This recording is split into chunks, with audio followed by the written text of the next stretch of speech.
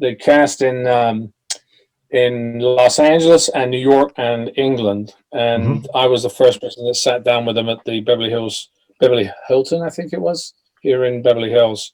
And I just sat down and I said, "You don't have to look any further. You've got your guy." And they thought I was a real cheeky mother, you know. Yeah. And you know, I just said, you know, listen, I really feel that I'm supposed to be part of this. And literally probably about 3 months prior, I'd actually walked into another casting where I saw the Highlander 2 poster on the wall, and I just went, something about that. I'm going to be part of that. I just know I am. And you know, so after I'd met them, they then asked me to do a reading for them, and then they asked me to do a screen test for them.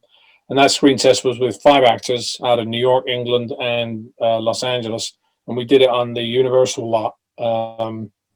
And then 2 weeks went by, because what you have to understand is when Highlander, a lot of these TV shows today and before, they're not just we've funded it and done. I mean, you've got Netflix and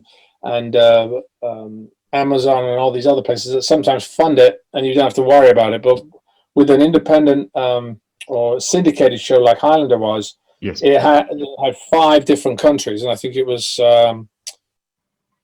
France, Italy, Germany, Japan, and I think the United States.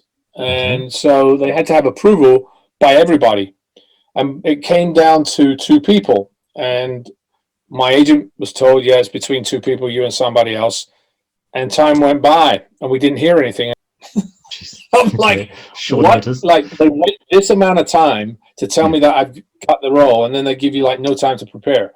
So off I went. Like 2 days later, 3 days later, I was off to Vancouver, and as luck would have it, they then said, "Oh, by the way, Christopher Lambert is possibly coming in to do the role." So that gave me time to really sort of know who everybody was, get used to the role, work on the lines, work on the sword stuff, which I started working with Bob Anderson.